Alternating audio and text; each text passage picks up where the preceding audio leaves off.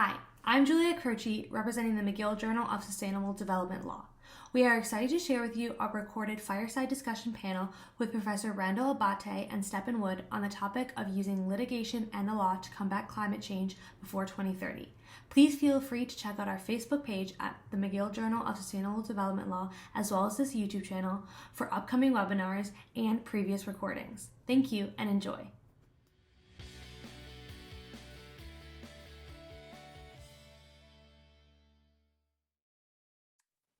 So Professor Stepan Wood is the director of the Center for Law and the Environmental.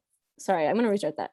The director of the Center for Law and Environment in Canada Research Chair in Law, Society and Sustainability at University of British Columbia's Allard School of Law. He received a Bachelor of Arts in International Relations from York University, Toronto, an LLB from York University Osgoode Hall School, and a SJD from Harvard Law School, specializing in international and transnational environmental law. He has published extensively on environmental law, climate change, sustainability, globalization, corporate responsibility, and transnational governance. He has published books on climate change and delivering climate change law in developing countries, and environmental law for sustainability, globalization of Canadian law, and transnational business governance. He has created and taught courses on climate change law at Osgoode Hall Law School and Monash University. He has consulted for provincial and international governmental organizations and has lobbied governments, which is amazing, for various climate-related initiatives to hold carbon majors accountable for climate change. At the Center for Law and the Environment, he leads projects celebrating green rights and warrior lawyers and advocating for legal recognition of non-human relations. He is the founding co-chair of the Wilms and Shear Environmental Law Moot, Canada's leading environmental law moot court competition, which sounds very awesome to all of us, I'm sure, and a longtime member of the Standards Council of Canada's National Committee on Environmental Management Standards. And before joining UBC, he clerked at the Supreme Court of Canada. No biggie, this is just at the end, right? Practiced law with White and Case in New York, and was a professor at Osgoode Hall Law School, where he co-founded the Environmental Justice and Sustainability Clinic. Like, wow, like, can you believe who we're about to get advice from? I'm so excited, and I'm sure you all are too. Like, I couldn't even pronounce half of the things in your bios because that's how renowned that you are. So thank you so much for joining us again. We are so lucky to have you. And just to do some housekeeping, how this event will work is I will be the moderator asking the panel the questions that we've all sent in. I've compiled them to address all the issues that we've been concerned with. I will ask the question, the panel will answer, and throughout the event, feel free to put anything that comes to mind into the chat. Whatever you want, and we can. I will moderate the chat. However, after each segment, so we're gonna have like 2 segments of the webinar that will address 2 different issues. After each segment, we're gonna pause, and you could raise your hand and ask some more conversational style questions. So if you have an immediate thing, put it in the chat. If you want to save it for our pause, you could also do that. Up to you. And yeah, without further ado, we can get started. So to start, we've all submitted how confident we are in thinking that we can avoid human extinction. And the average of this group in thinking how confident we are to survive and fight the climate change is a rating of 6 on 10. So we're pretty good, okay? We're not terrible. We had some 3s, we had some 9s, but the average is 6.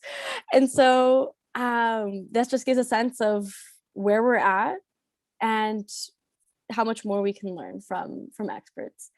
So to start with our first question, Professor Abate will begin. And our first question is, are there countries where climate change litigation is more or less effective? And how is this evolving?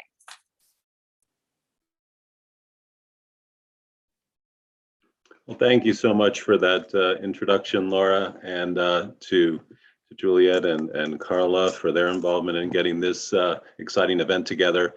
Really a pleasure to be back with MJ SDL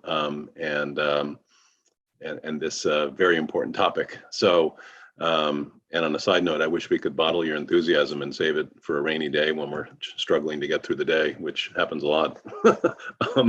So as far as this first question goes, this is an area that I've done a lot of work on over the past few years, and I'm happy to I'll be putting my email in the chat a bit later, and happy to share a chapter that I'm currently working on that does address.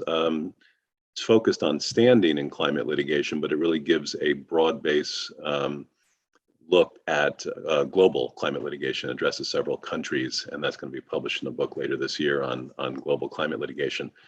So in a nutshell, where the efforts are most effective these days, I would start by saying not in the US or in Canada for that matter.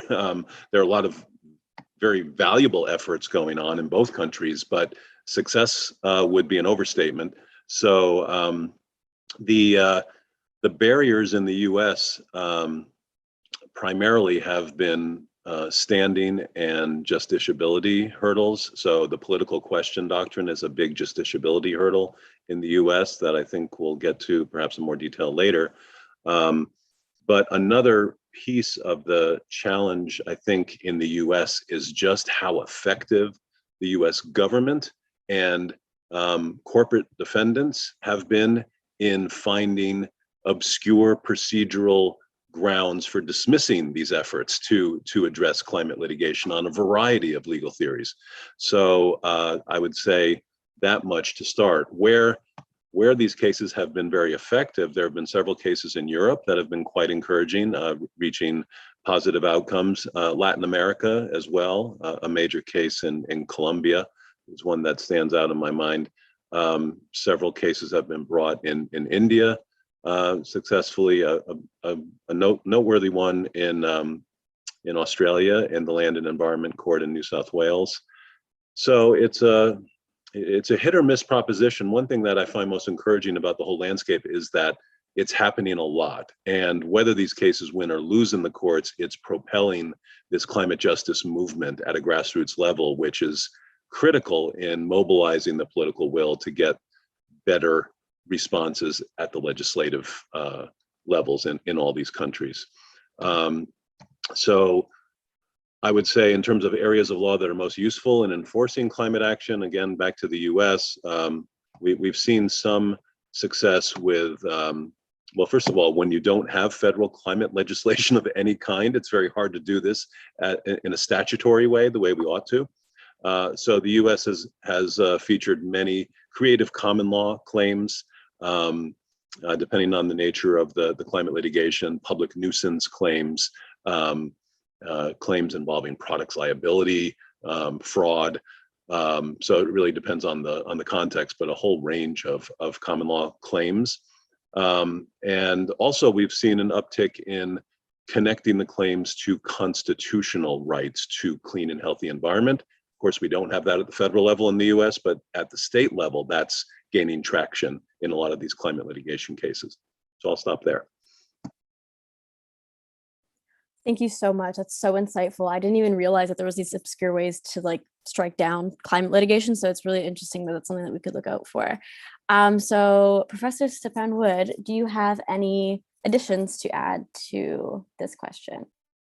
Certainly, and thank you so much. Let me start by noting I'm joining you from Vancouver, where I'm an uninvited guest on the traditional ancestral and unceded territories of the Hul'qumi'num-speaking Musqueam, Squamish, and Tsleil-Waututh Coast Salish peoples. I would actually invite all of our participants to note in the chat from which traditional territory they're joining. I think it's important to acknowledge the traditional owners of the lands, territories, and waters where we happen to be doing our work and studying. Also, I wanted to give props back to the journal, the McGill Journal of Sustainable Development Law, is one of the world's leading journals in the area of sustainability and environmental law, and I congratulate you on your excellent record of accomplishment in that regard. I thought it was interesting that the results of your survey tell us that people are cautiously optimistic about the prospects for cracking this very tough nut without seeing human civilization go down the drain. So I share the cautious optimism, and I think caution is really important because we are, as humanity, facing a defining an epochal challenge in this decade. And we are the ones who will either make it or break it. So in terms of adding to Randall's really excellent and brief survey, I would say that, the national courts in countries like the Netherlands, Germany, France, have seen the most successes in climate change litigation so far, and Netherlands really seems to have set the pace with a decision in 2015 that was ultimately upheld by the Dutch Supreme Court in the Organisé case, holding the national government accountable for inadequate climate change targets and requiring it to take more ambitious action. And then just last year, holding Royal Dutch Shell, one of the biggest carbon majors, accountable for its failure to take action, and not just in its Dutch operations, but in its worldwide operations, and not just its own direct emissions from its own operations, but also the emissions associated with the ultimate end use of its products. So that's really exciting. I would just add, sort of more at a thematic level, it's really interesting to look at the difference that the different approach that courts in different countries have to their role in addressing this very difficult political challenge of either mitigating greenhouse gas emissions or adapting to a changing climate. And what I see as a general trend is that the courts in the common law countries, the UK, United States, Australia, Canada, New Zealand, in general, have been more deferential to the executive branch and less willing to step into what they see as highly charged political terrain, with some exceptions, like Randall mentioned, the New South Wales Land and Environment Court, presided over by one of my absolute heroes, Brian Easton, Judge Easton in Australia, is an exception. But you could contrast this with the judges in the European civil law countries and the Latin American civil law countries who have not had that same hesitation, who have said that even though these are highly charged political issues, the courts have a role to play in ensuring that governments act in a way that is legal, ensuring the legality of government action, whether in terms of respecting constitutional rights or in terms of fulfilling their duties of care under the private law. The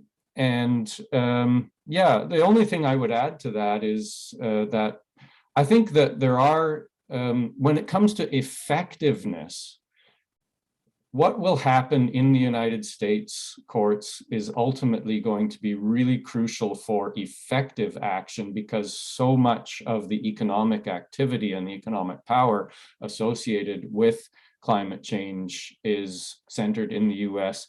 And I am optimistic in particular with a couple of strands of litigation, one being what you might call investor protection litigation, where attorneys general of states are suing under securities law and investor protection laws, basically on the basis that the fossil fuel companies have been misleading their investors for decades and should be liable for that. And another line of litigation is by city governments. This is probably going to be happening in Canada too soon, but cities who are going after carbon majors to pony up a fair share of the costs that municipalities are already facing to adapt to a changing climate in terms of damage to infrastructure and investments in climate resilient infrastructure. So yeah, I'll stop there. Amazing, so fascinating. And it also just made me think that once we, like at McGill, we have like lots of privilege where we had Justice Rowe actually come talk to us during our integration week. And I remember I'd asked him the exact question that I'm asking this panel, which was, I'm looking for advice on how to solve climate change and the political realm is failing. Who do I pressure for action? And Justice Rowe had a really interesting response and said, well, you sure can't pressure the courts, haha.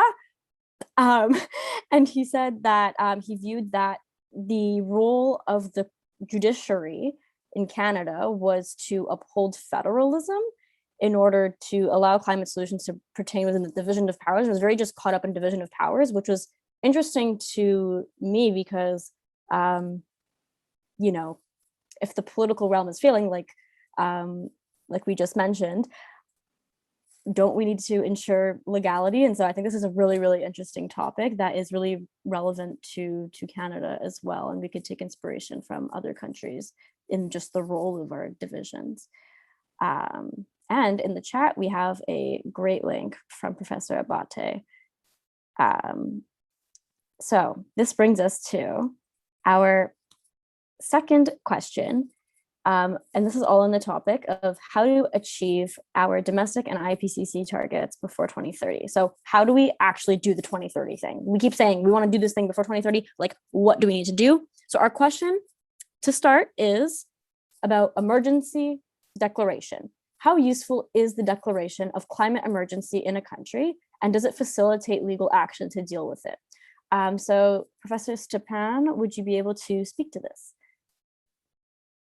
Well, sure, I can try. Thanks for that.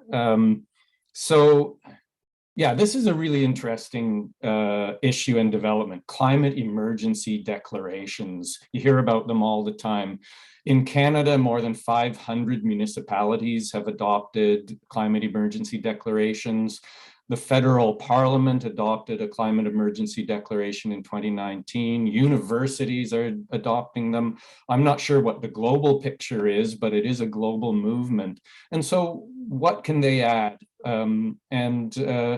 It's a, you know, there's not a simple answer to that. It's complicated, but I think that they are a positive development because if nothing else, it's about signaling to society, signaling to the powers that be that we are in a crisis, we are in an emergency, and the emergency requires urgent, ambitious action to respond. So it adds to, even if they're not, you know, legally binding declarations, they don't have any, you know, immediate legal force in terms of mandating action of any kind. They influence the environment in which decisions are made, so in which legislatures adopt legislation, government agencies implement legislation, and corporate decision makers make decisions. So, you know, they can be helpful in that sense of elevating the level of awareness and elevating the sense of urgency to act swiftly and to act sorry, what am I trying to say? Ambitiously. So that's on one hand. The other hand is what could be the sort of legally more kind of significant aspect of emergencies. Living in North America, and people living elsewhere too. I don't know if anyone is joining from outside North America, but in the last few years, ordinary people have lived through actual emergencies that are climate related of various kinds. Wildfires on the West Coast, heat domes, heat waves, flooding, hurricanes, typhoons, and the list goes on. And these are undoubtedly linked to a changing climate.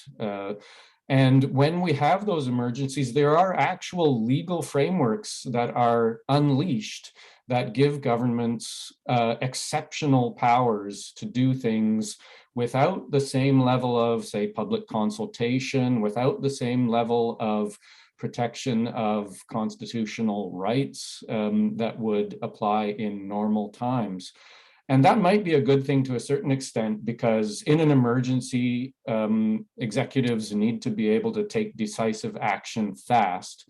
But there's also a downside to it. So, for example, in the recent wildfires in British Columbia, we saw provincial and police authorities running roughshod over First Nations self-government jurisdiction in the wildfire evacuation responses, really repeating some of the terrible histories of displacement associated with the genocide of Indigenous peoples. RCMP, for example, threatening to take people's children away if they don't obey evacuation orders. So there's a danger there. I'll just end with one commentary. We all have seen, this doesn't have to do with climate change directly, but we're all familiar with the Freedom Convoy and the massive occupation of Canada's national capital, Ottawa, that happened recently. And the federal government invoked a piece of legislation that had never been invoked before. The new Emergencies Act that was, well, new, it was enacted in 1988, but it's the first time it was ever invoked. And that Emergency Act is different than many insofar as it has built into it very robust protections for constitutional rights and for accountability that emergency acts in other jurisdictions often don't have. And so I would just suggest to people, if we want to actually take emergency action in the face of the climate emergency that has kind of legal teeth, we should look at the model of the Federal Emergencies Act in Canada as a model of a way to do that enables rapid action, but still has protections in place for the rule of law and for the protection of individual civil liberties. So that's where I'll stop. Amazing. And to clarify, do you think that we should draft an Emergencies Act that is specific to climate change, or do you think we could deal with the acts that already exist? No, I wasn't suggesting sort of standalone legislation specifically for climate emergency powers, but it's possible that that might be an approach to actually enact a climate emergency act. But I was thinking more of looking at existing emergency powers and making sure that they are exercised in a way that is, that protective of individual rights. Awesome. That makes sense. And also, considering we only have until 2030, I don't think we'd even have time to write new ones anyway. So thanks so much, Professor. So Professor Abate, what do you think? Do you agree? Do you disagree? What is your take on this question?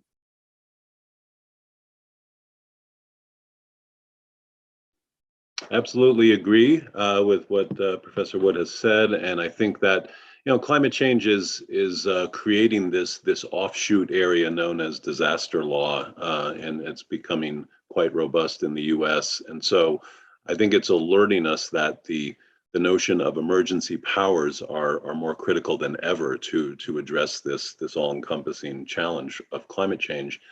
And there's something I put in the chat here, that there are concrete benefits legally that a climate emergency declaration at the federal level in the US could enable the president to do a bit more to get our hands around the challenges we face in this climate emergency. For example, banning offshore drilling as a starting point, and a few others.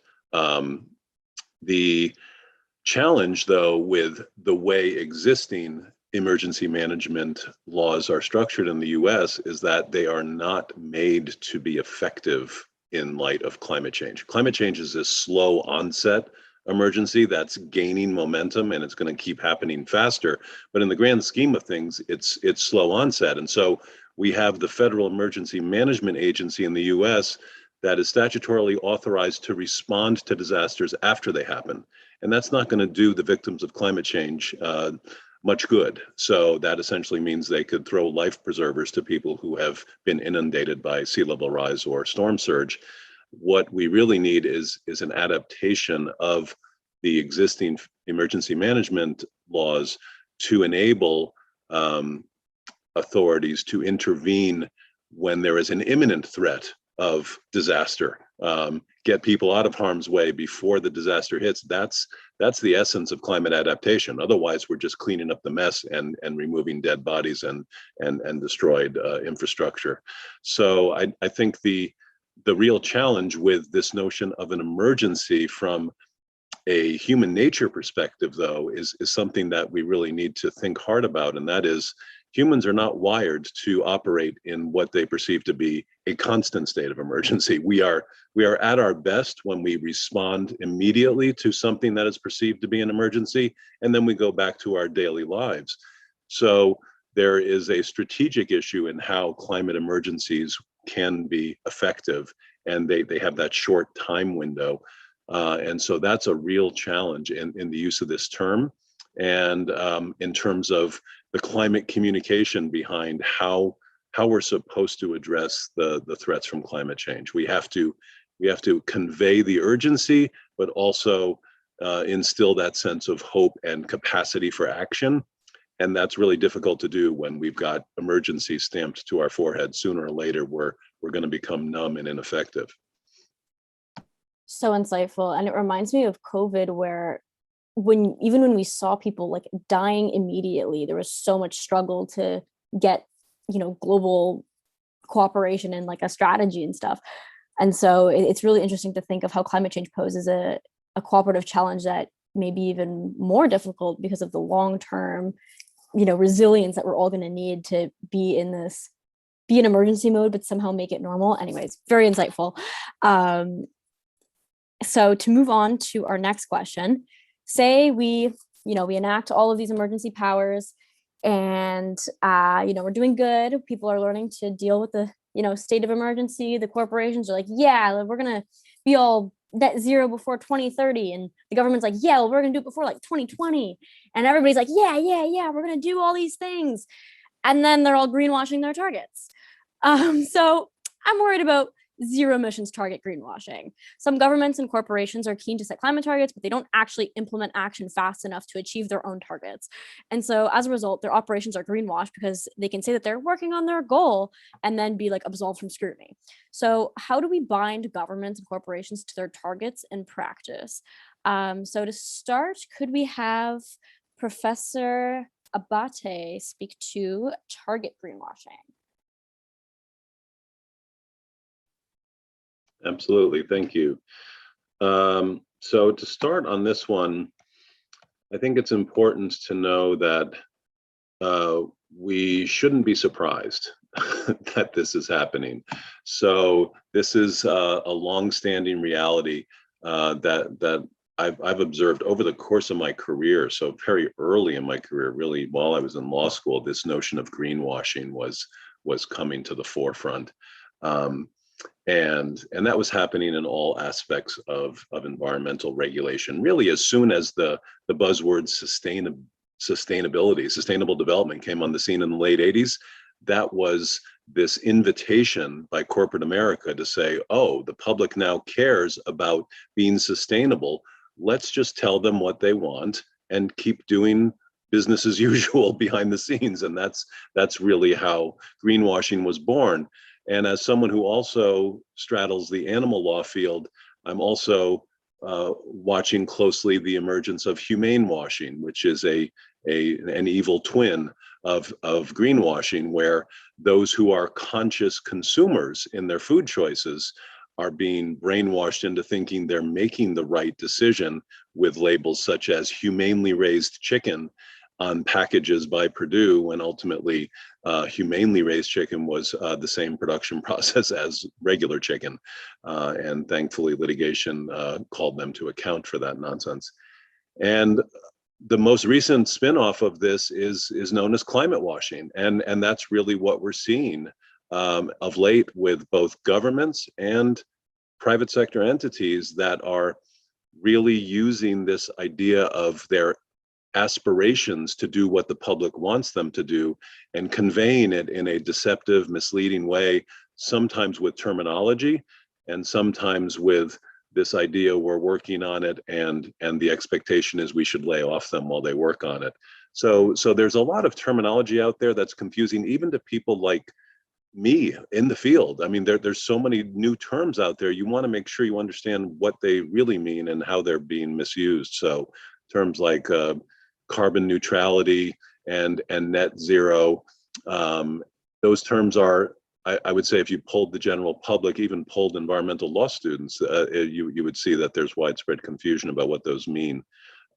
So that's one way in which governments and private sector entities have the upper hand right now. They're using terms that sound good to us, and most of us don't dig deeper to call for them to account for what they really mean by that and when they will achieve those quote unquote ambitions.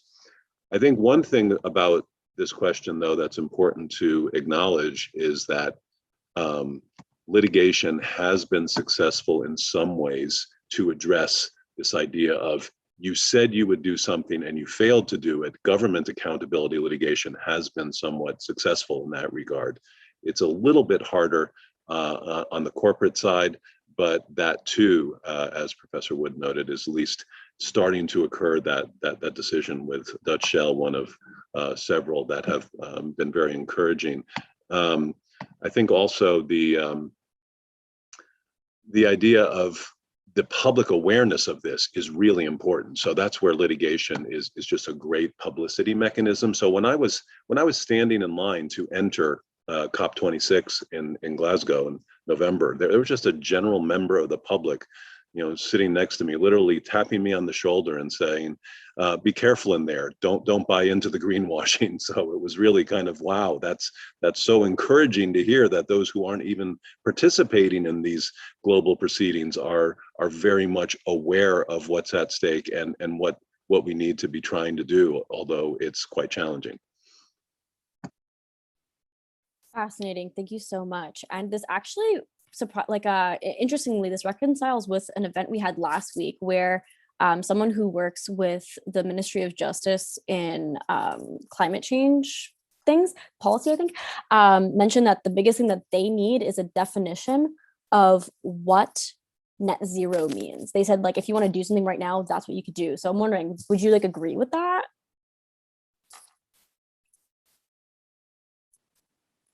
Oh, I think Professor Abate is muted. Would I agree with the need for that definition? Is that the question? Yeah, you think that's a number one priority of net zero in particular? Net zero in particular? Yes, absolutely. So I'm putting something in the chat now that gives a working comparison between carbon neutral and net zero. And yeah, I think that's absolutely the starting point. And I think that's true with a lot of these efforts to try to do the right thing. A lot of times we're proceeding without a common understanding of what we're trying to do and how we're distinguishing what's good and what's not good. So absolutely, that's the starting point. Amazing. And so next we have Professor Stepan to add on to it.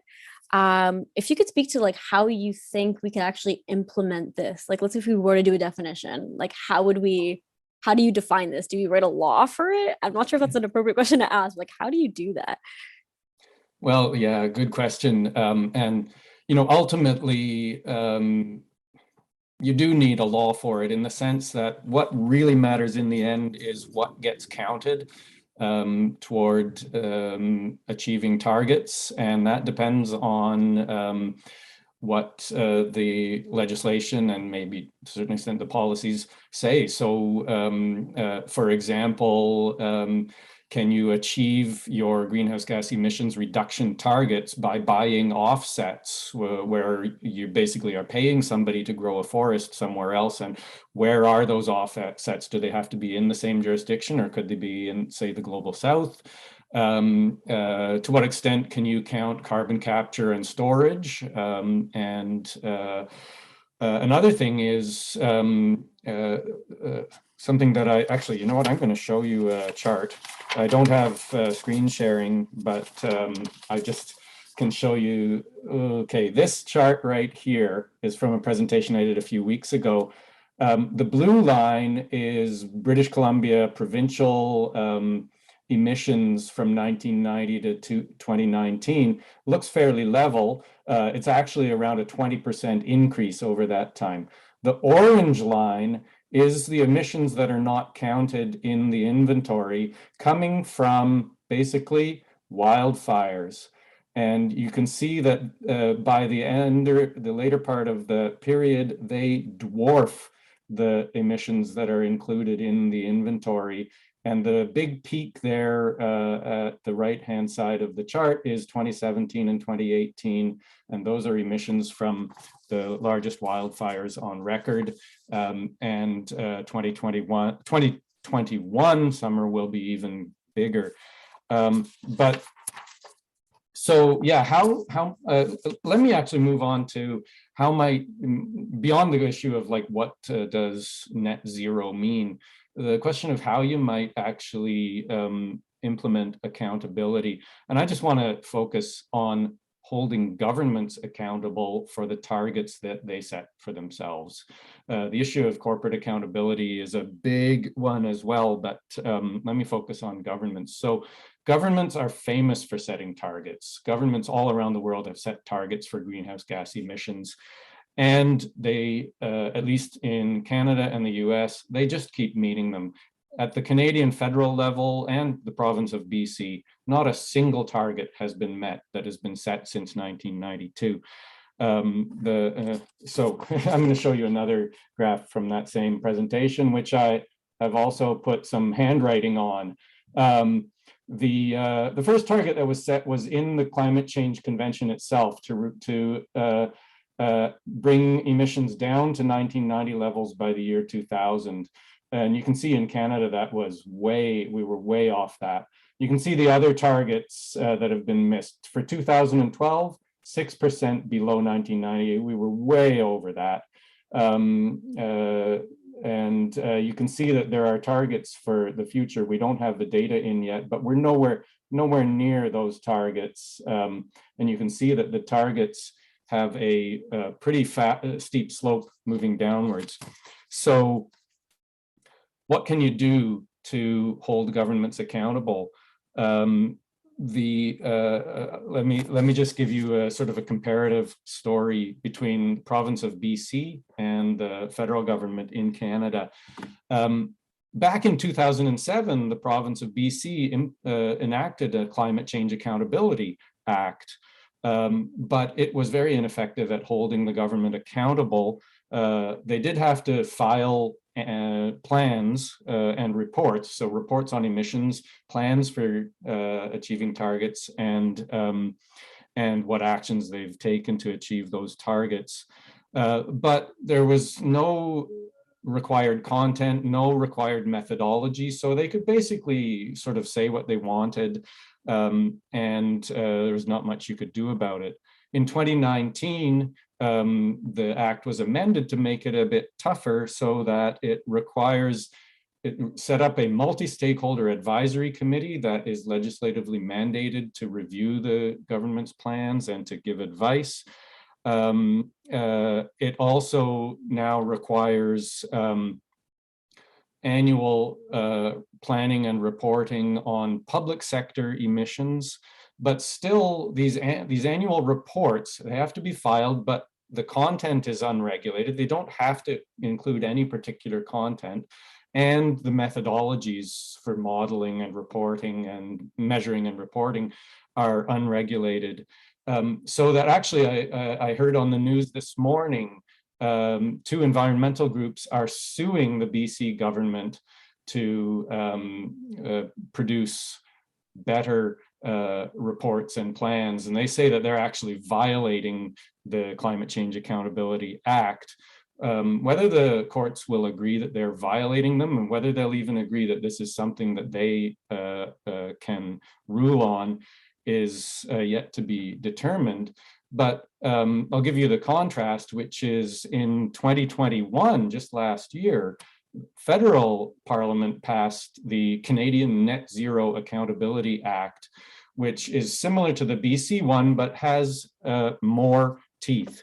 So for every one of the legislated targets that the government has in place, the government has to develop a detailed plan, submit the plan, along with periodic progress reports and assessment reports of what they've achieved to Parliament on a fixed timetable.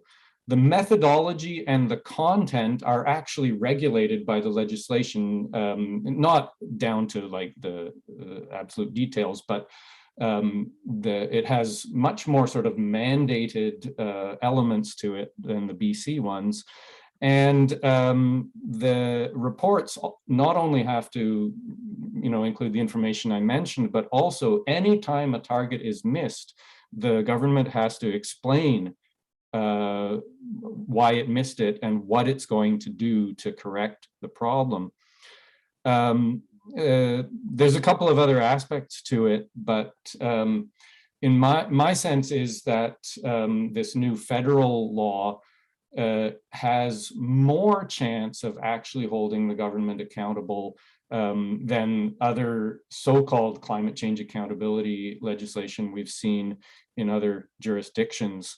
But yet we will still have to see whether that actually does do the trick to help to bend the emissions curve, which is really what it's all about, getting that curve bending more sharply downward, which till now nothing has succeeded at doing that in Canada or the US. Europe is a different story, but Canada and the US for sure not. Thank you so much. So insightful. I didn't even realize like the viability of a federal law to hold governments accountable to that. So that's really, really interesting. And so we have some questions in the chat on this topic. So to ask like some follow-ups, Chloe Rourke has asked, like, to what extent is there a collaboration between state and corporations on this type of thing? Like, I hear a lot of critiques even that, oh, the government is telling corporations to do this, but the corporations don't have the practical like ability to do what they're saying. So could you speak to just how much, whether we need to have more communication between corporations and governments, or do you think that like the top-down approach would work? So if Stepan, maybe could you elaborate on that? So yeah, that's not how I read Chloe's question, actually. I thought it was getting at collaboration in a more negative sense, that collusion between government and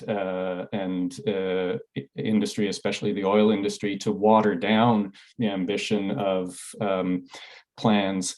But I mean, the reality is that for a plan to work, there has to be widespread consultation and buy-in, and that includes the major emitters. So another update, just yesterday, the federal government issued its latest climate plan, which was legislatively required by March 31st under this Net Zero Accountability Act. And so they actually got it out on the very last day that otherwise they would have been breaking law. That plan did involve extensive consultations with the oil and gas industry, and it shows. you can see that, I mean, this is Canada's Achilles heel, the oil and gas sector. It's the largest contributor to our greenhouse gas emissions profile. And it is economically extremely important, especially for the economies of Alberta and Saskatchewan. And it's going to be very difficult to get serious movement. But for example, you see a commitment in the new plan to eliminate inefficient fossil fuel subsidies, whereas the goal should be to eliminate fossil fuel subsidies, period. There's not inefficient and efficient fossil fuel subsidies, in my view. They all need to be eliminated in order for us to act seriously towards avoiding the catastrophic climate change. Another thing is carbon capture, utilization, and storage. The government has sort of doubled down on supporting that technology, even though, so there was an issue there was a report just issued yesterday by Environmental Defense, I think it was, that shows that of the, basically, I think it's $6 or $9 billion have been spent by the government subsidizing carbon capture and storage technology, which has only so far succeeded in sequestering, I think it's something like 3 megatons of carbon. So it's some of the most expensive carbon removal in the world.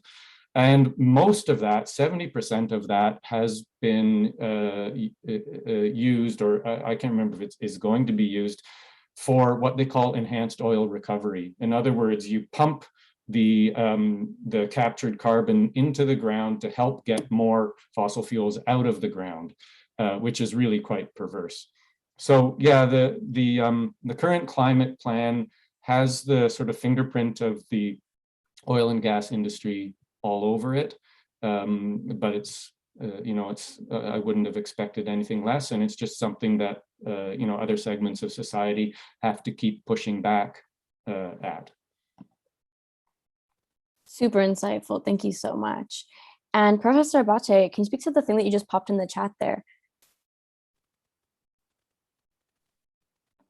Yeah, I certainly wanted to follow up on Professor Wood's comment regarding fossil fuel subsidies. It's a huge problem in both Canada and the US. At least there's a baby step forward on that in the US with shortly after President Biden took office, there was an executive order on the climate crisis, and one section in there, Section 209, does include a directive to federal agencies to limit and ultimately move away from fossil fuel subsidies in their operations. Of course, there is a limit to the impact of an executive order. We're just 2 years away from the next federal election, and that will disappear if the Republican Party wins that election. And even with the looming midterm elections, we stand to potentially lose some ground that Biden has gained, to the extent the executive branch can gain ground on climate change in the US these days. Congress remains dysfunctional. Even with the change in presidential administrations, we still have no climate legislation, with no prospect of that anytime soon. So I think there's just a limit to what can be done, even when there's that victory in the executive branch. So I think the most positive steps in that regard that Biden's been able to do are enabling a faster rollout of electric vehicles and offshore wind energy. Both of those developments have been promising, but these are just little pinprick victories in a daunting challenge ahead. Super interesting, for sure. And also we have another question just about how, considering small businesses and organizations not having resources that large firms have, is there a way to structure legislation that obliges all businesses to be carbon neutral in a way that doesn't hurt smaller businesses? Could either of you speak to that?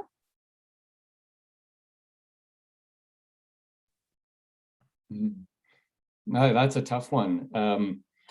So I don't have a lot to say about that. We're, at this stage, we're so far from imposing a carbon neutrality mandate on business as a whole, that it might be premature. A first step that many jurisdictions have taken is to require companies to report, to disclose their greenhouse gas emissions. And I think just about everywhere I've seen, there's a threshold for reporting, which is, most small businesses would be below the threshold, so they wouldn't have to report anyway. It's aimed at larger emitters, emitting between say 10 and 50,000 tons of CO2 equivalent per year have to do the reporting. And so it wouldn't capture most small businesses. And I think even when we get to actual greenhouse gas reduction mandates, like setting actual caps and allocating them to individual companies and requiring them to meet their caps, that starts with large emitters, and the focus will be on large emitters, certainly between now and 2030. I think what we'll see for small business is a focus on capacity building, education, incentives, and financial support for moving towards lower carbon. So I think the focus is really going to be on helping small business rather than hitting it over the head. Great response. So to move on to our final question of this segment, let's say we, get all of our people on board with climate emergency. We define 2030 net zero, and we enact the needed climate legislation. Like, let's say we meet these steps. We can foresee that we might have polarization as this happens. So our next question is about just transitions that avoid polarizing people. How do we avoid polarizing people as we use litigation to fight climate change? And how do we make sure that this transition to a carbon neutral economy is inclusive and just? So Professor Abate, could you start with this question? Certainly, I would start by saying it's impossible to avoid polarization in the U.S. This is the most polarized time in human history, and the U.S. is the poster child for how polarized a country can be politically. But beyond that point, I think it's really important to understand just how important the government's role is in enabling a just transition. The market's not going to take care of this. There are going to be harsh, stark winners and losers if the government is not involved in facilitating a transition from fossil fuel addiction to clean and renewable energy, from factory farm food system to plant-based and lab-based food systems.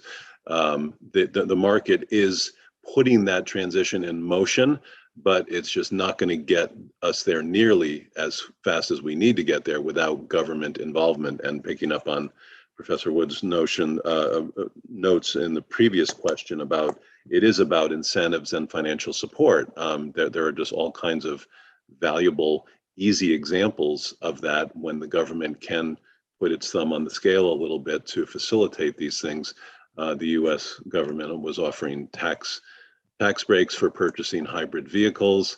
There was an example in Winnipeg I saw last year where there was federal financing for a plant-based food plant, and that is certainly not much. It'd be better to have full-blown subsidies for those efforts, whether we're talking about clean and renewable industry or plant-based food industry. Subsidies would be best, certainly to correct all of the bad subsidies that happened in the past, just enabling the destruction of those industries even more with federal support. That's ideal to get federal subsidies for both of those transitions. But there's also a model in place.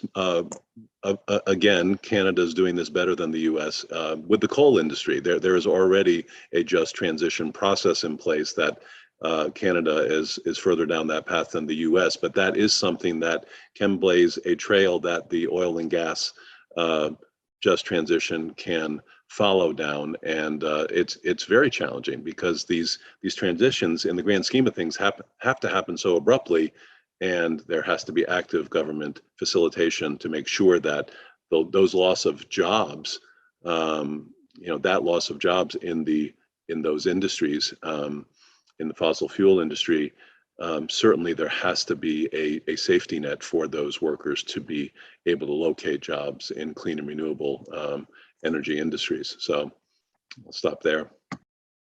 Incredible. Professor Wood, I see you shaking your head. Do you agree? Is there anything that you disagree with? I was nodding in agreement.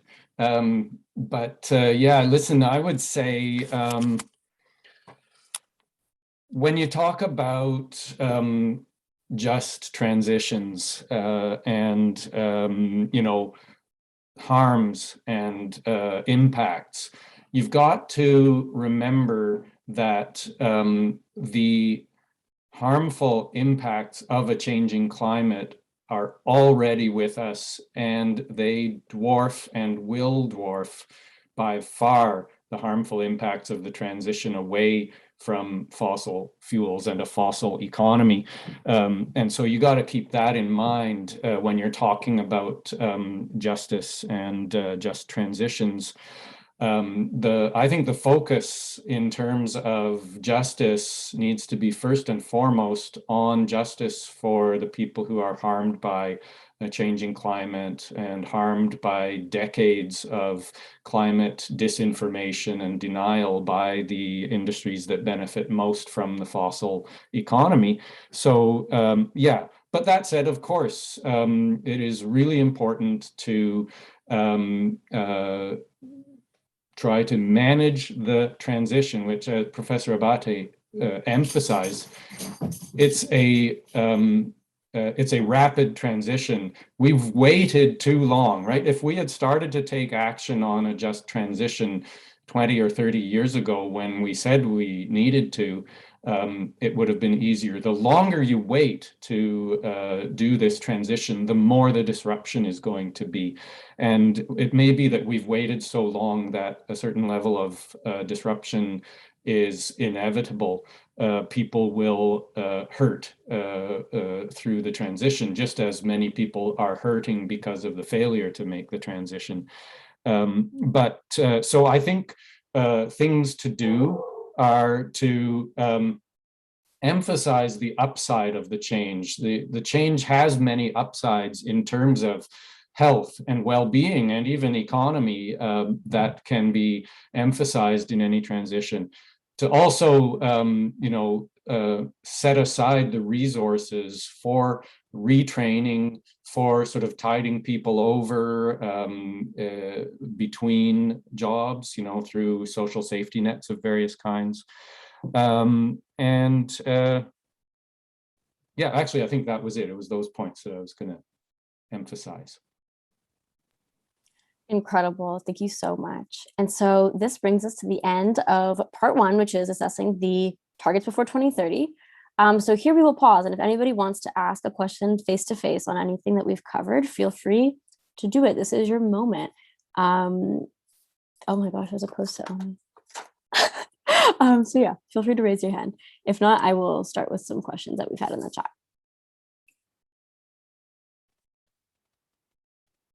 All right, so we have a question from Elise. Feel free to go ahead. Hello, sorry for not turning on my video. If I do, the audio will start cutting out. So I just want to apologize for that. But this has been,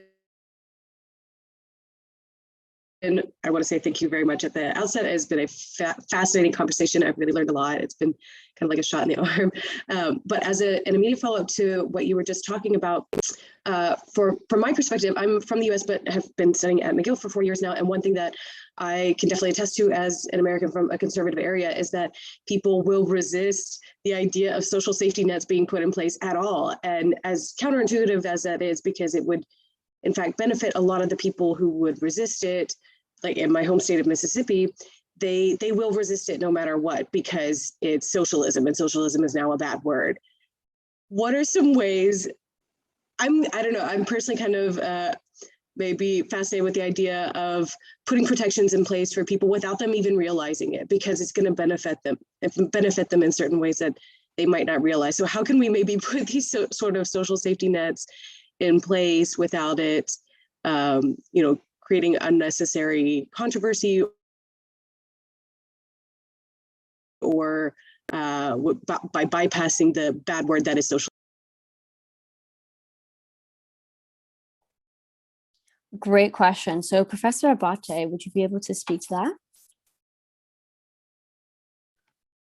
It is a great question and a difficult one to answer. I think, a lot of this comes back to addressing climate change is no different from addressing a lot of other social challenges, and it comes down to money talks. So I think that's where the government involvement is so critical here, that if those jobs that we want people to transition to pay well and are secure, the government can help that be a reality rather than just letting the market determine it.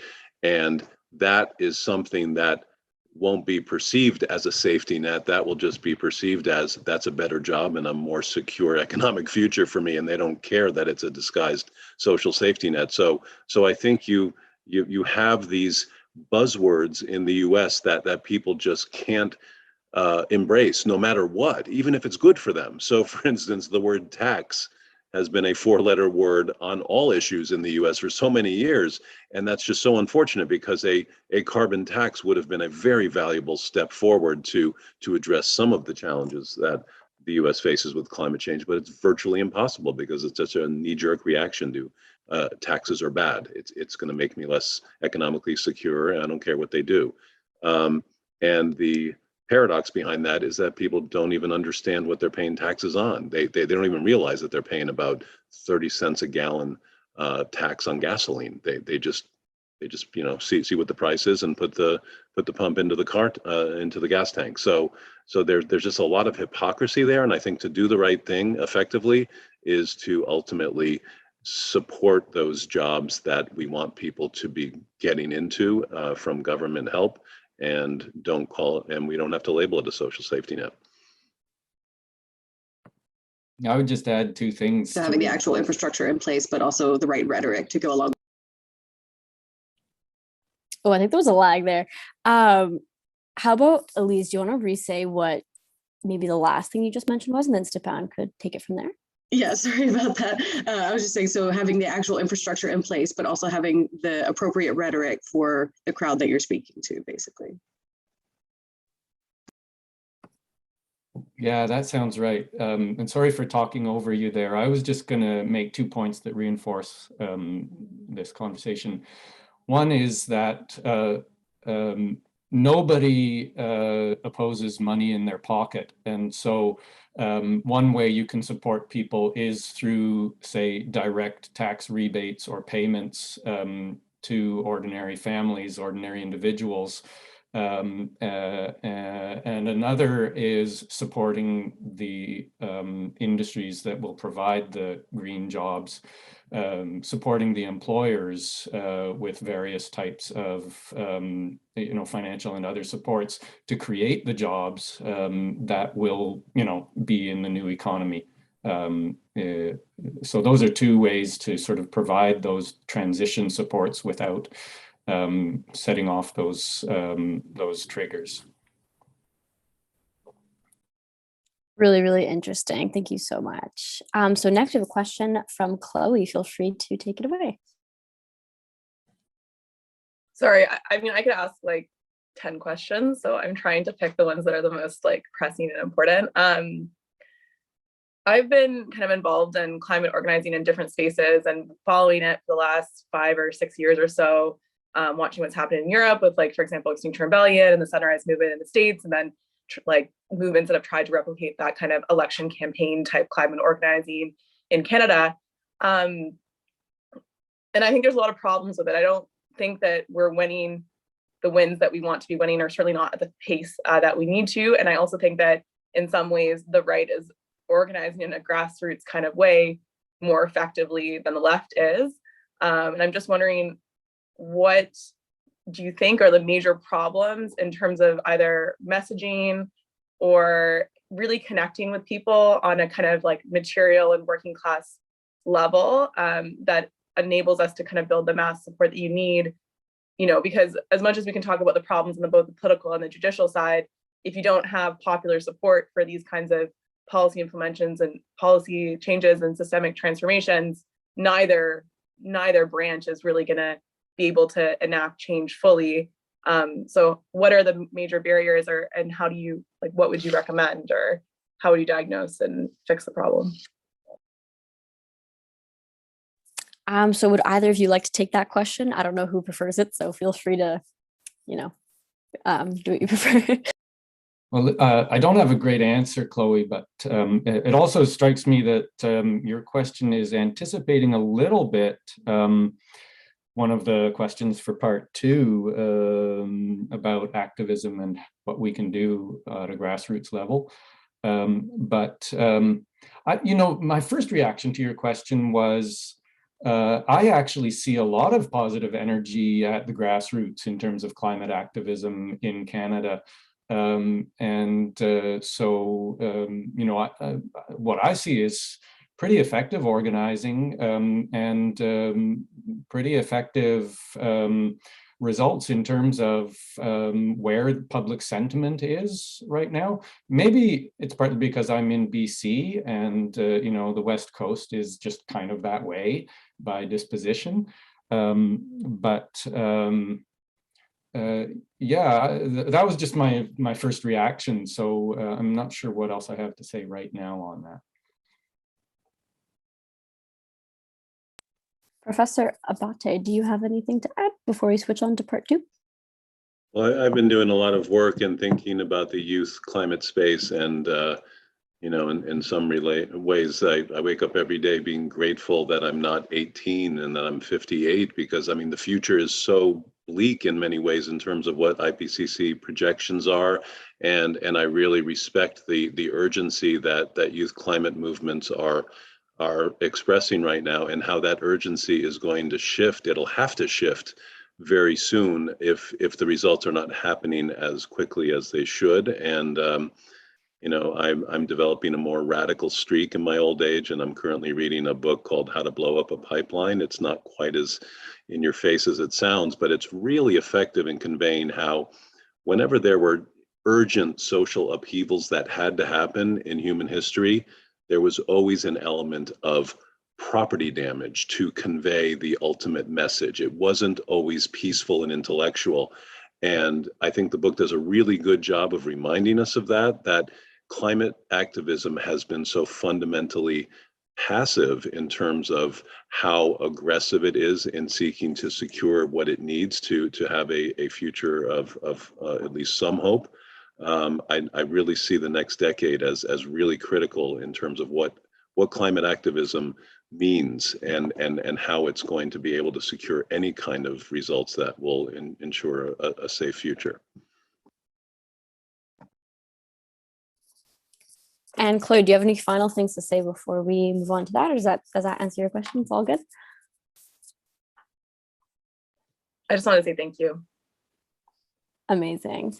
So yeah, that's the number one question we actually received for this talk is, how do law students be activists for climate change?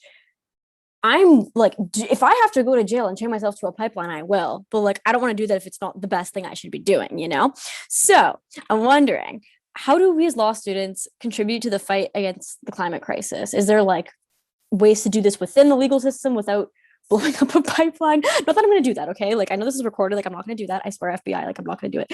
But how do we approach this? Because we're facing an existential threat, and if we're not asking these questions, we're all going to die, and we're not going to be able to have kids without dooming them into a terrible world. So if we could start with Professor Wood on this question.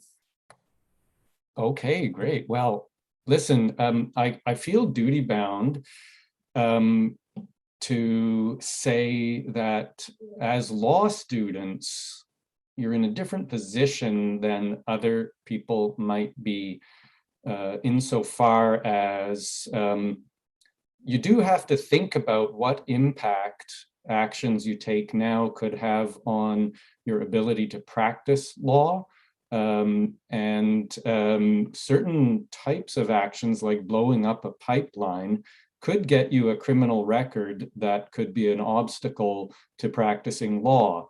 But of course, there's many different kinds of civil disobedience, and I totally agree with Professor Abate that civil disobedience has historically played and will continue to play a crucial role in social change.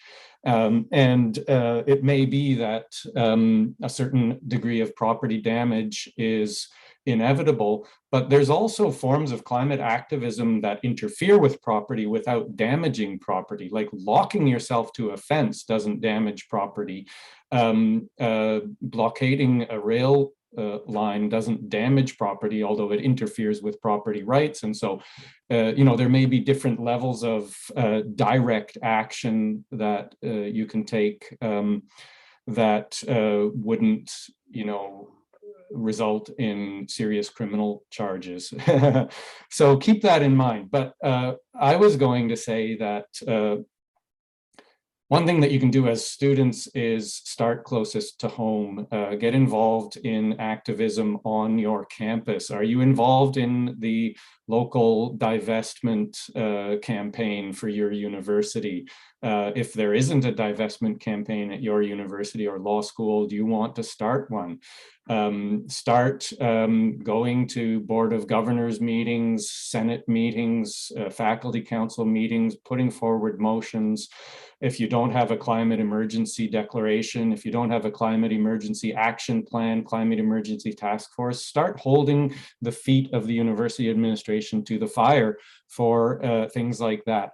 And if there are climate emergency declarations in place, hold the feet to the fire in terms of what are the concrete actions and how are you being held to account to actually act on your commitments. Things like reducing, in the academic sphere, one of the biggest, so actually there are probably two. The biggest contribution to greenhouse gas emissions is probably the buildings, the building operations. So what are you doing? Could you start a campaign to install solar panels or other renewable energy generation on your buildings of your campus? Retrofits for energy efficiency and so on. What about, and then the second is probably travel related greenhouse gas emissions. What academics do, like individual researchers that produce greenhouse gas emissions more than anything else, is probably travel. Academics do a lot of traveling. So what is the university doing, or what are your professors doing to reduce their travel related greenhouse gas emissions? So getting involved in campus activism, getting involved in climate change research and advocacy. As lawyers, one of the greatest things you can do as law students is work on actual projects and files that have real world impacts. So through Pro Bono Students Canada, if you're in Canada, through for various pro bono volunteer opportunities on campuses around the world, can you get involved in doing volunteer research on climate change related files with outfits like Eco-Justice, Sierra Legal Defense, Earth Justice, Earth Law, whoever around the world are working on these things? There are probably opportunities that you're not aware of, and if they aren't already known at your law school, you could start just approaching national or local environmental law groups and saying, are you working on climate change? Can I help? Another is, and this is something that's really interesting out of the US, and I'm not sure if it has actually started in Canada, is naming and shaming big law for its involvement with supporting the worst climate deniers and the worst fossil fuel and greenhouse gas emitters.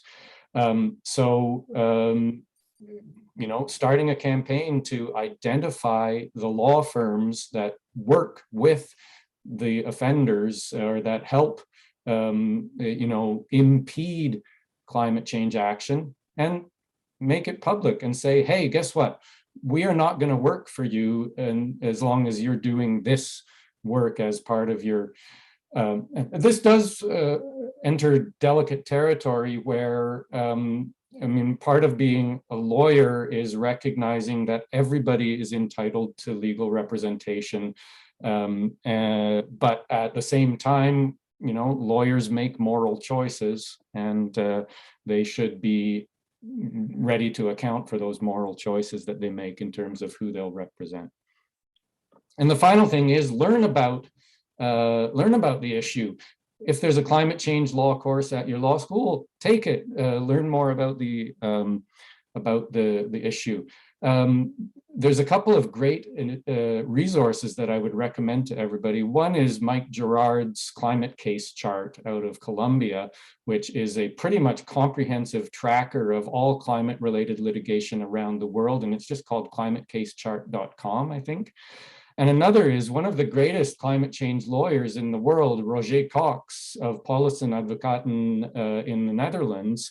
He was the lawyer for the Urgenda plaintiffs in that original case, and he was the lawyer for Milieudefensie against Royal Dutch Shell in this most recent case in the Netherlands, holding Shell accountable. Just today, I got an email announcing the publication of a worldwide guide for climate litigators, how to use law to fight climate change. And you can see that it's freely available. So there, I'll stop it. Amazing. Oh my goodness, that's getting my brain going so hard. If you could pop the link to that, how to use law to fight climate change. I think you said it was an article or a book. I don't know. Yeah, because that's literally like the name of our event. So that's so relevant. I'm sure we're all super interested in that thing. Yeah, wow. Okay, Professor Abate, what do you recommend for activism? Is there a place that we should prioritize to be more impactful than others? Certainly, all of those recommendations that Professor Wood made, I heartily agree with. The one item that he didn't mention would be the climate litigation efforts themselves, and I think that's really something that would look good, very good on your resume, actually, to be involved in one of those lawsuits. Certainly, in Canada alone, some major ones involved plaintiffs your age and younger that made remarkable publicity, mobilizing political will. The Rowe's and Anjou and Mather. These are groundbreaking cases, regardless of the ultimate outcome in the court. To be a part of that advocacy effort is just so great in terms of a learning experience and an opportunity to influence policy at a very high level. And I think that's going to be one way that is very concrete as a law student to have some opportunity to do something really big. There's an article that I have coming out in probably this summer that's looking specifically at these youth and indigenous climate litigation efforts in the U.S. and Canada. I'm happy to share a pre-publication draft of that if anyone's interested, before it's coming out later in the summer.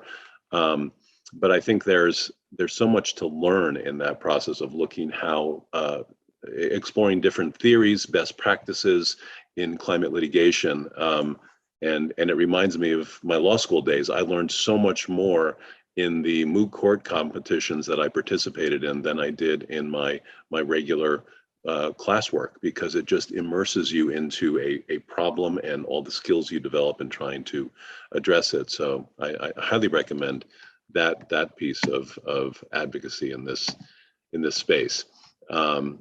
One thing that I think is also overlooked, and again, my animal law streak, is the opportunity to influence decisions on your own campus about introducing plant-based options in all kinds of food services. There was a really inspiring and radical move that a university in London made a few years ago, and it banned the sale of beef in all of its campus food outlets, and that was quite ambitious, and I'm sure it pissed a lot of people off. But it's also, we're desperate times call for desperate measures, and we can't always be polite. And ultimately, food choices are going to be the kind of in-your-face advocacy that we're already seeing about air travel. So there is a flight shaming movement going on in Europe right now. So Europe is so accessible by rail. People are getting kind of shamed out of taking flights when they could otherwise get there by train, in terms of the carbon footprint of each option. But on the issue of travel, I struggle a lot with this idea of I should travel by plane less because I care about climate change. But the flip side for me is this is the third time I've engaged with MJSDL in a virtual format, which just breaks my heart, because every time I do something in person, I develop so much more of a network and an opportunity for enduring impact. Everyone that I'm able to touch individually has a network of hundreds of people that are more likely to receive messages than they do on a Zoom call. And so that's a battle I have with myself each time I think about travel. And I tend to, when I do travel in person, I schedule more than one speaking event and try to maximize the fact that it does have a carbon input. But I'm not one to say, no, I'm just not going to fly anymore. I'm not there yet. Fascinating. And yeah, it's definitely more complex to think about, like, if you're going to fly to inspire students and teach them how to fight climate change, and you maximize that by like doing multiple conferences at once, like, you know, overall, I'd say that it's probably a good thing for climate, but still a very complicated issue to deal with. But anyways, this is getting us thinking on so many things, I'm sure. I'm wondering, as a survey question to the audience, would we be interested in having some type of, like, I don't know, club that will hold like big law accountable for stuff, or try to volunteer on big cases? Like, would people be interested in that? If you could like put your hand up on the Zoom call. I don't know if anybody would. This is just like a shot in the dark. Like, is this something that we could get going? Ooh, apparently. Can you say that again? Yeah, I'm wondering if anybody's just interested in a type of club that deals with like law activism at McGill.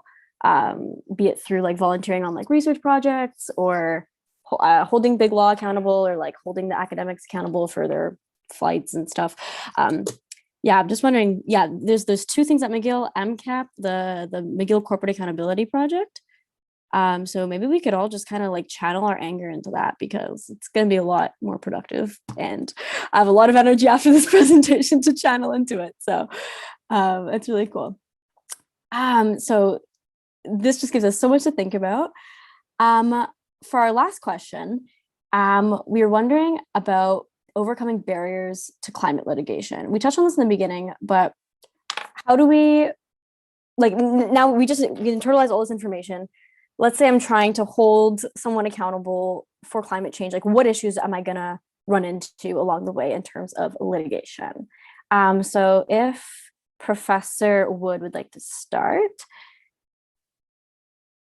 Okay, and I know we don't have much time. So, I mean, there's so much to say on this issue, because there are a range of different barriers.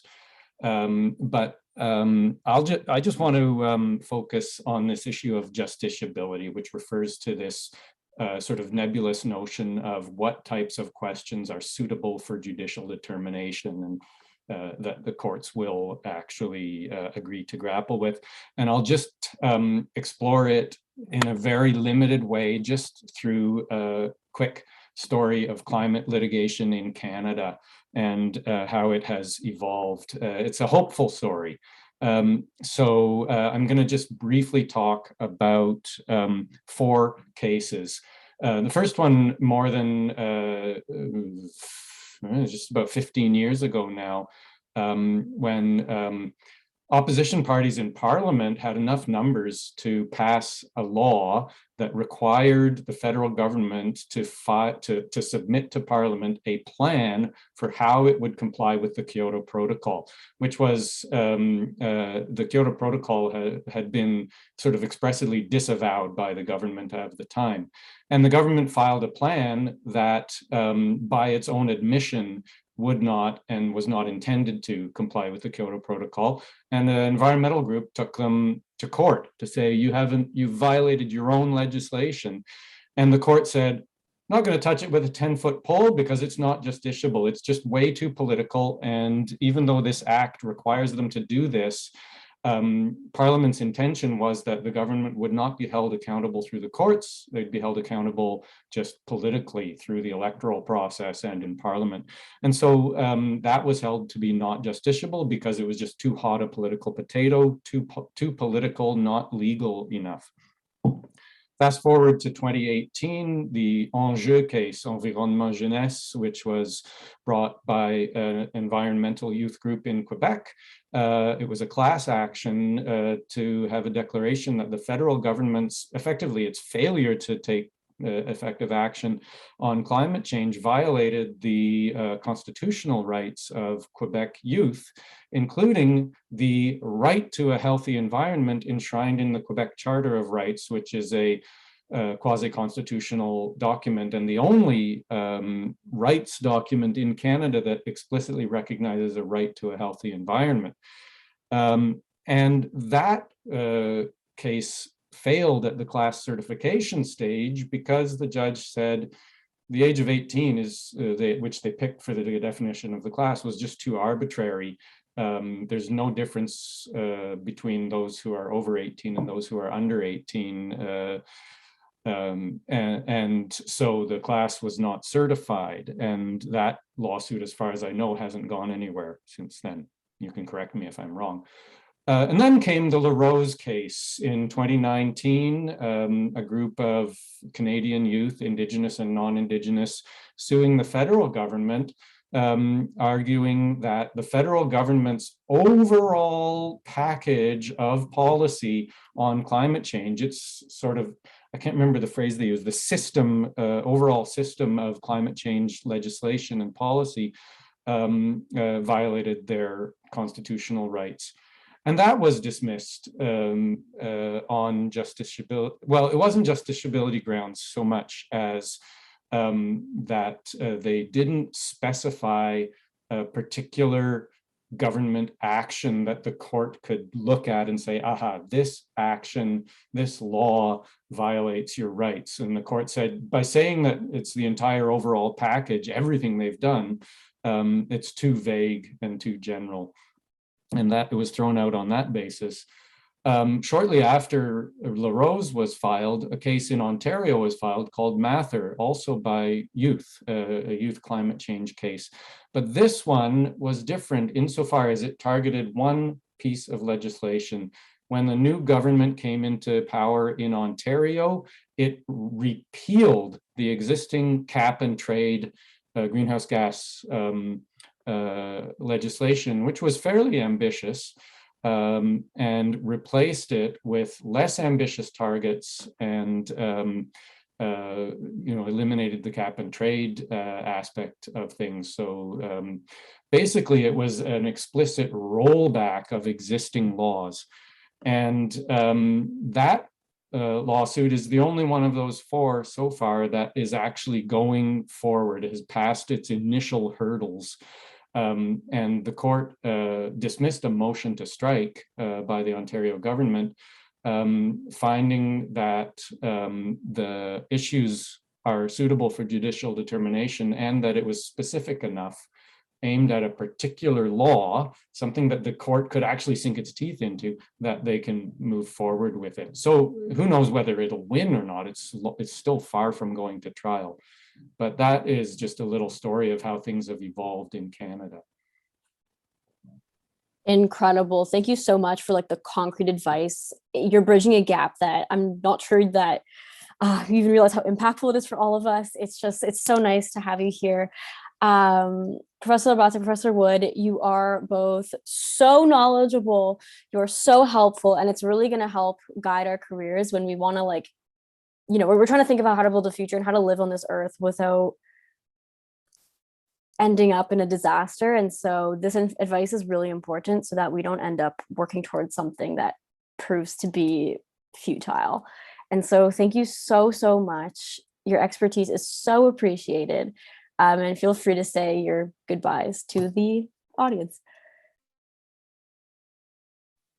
Thank you so much. I've really enjoyed it. Likewise, really a very impressive conversation. Happy to keep the dialogue going and follow up correspondence. And great questions from the audience.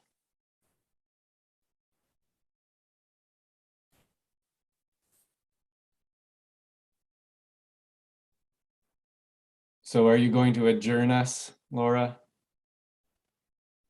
Sure thing. Thanks for coming, everyone. It was so nice to have everybody here. Thank you so much again. I have so many notes. I'm ready to do all the non-criminal activism I can before 2030.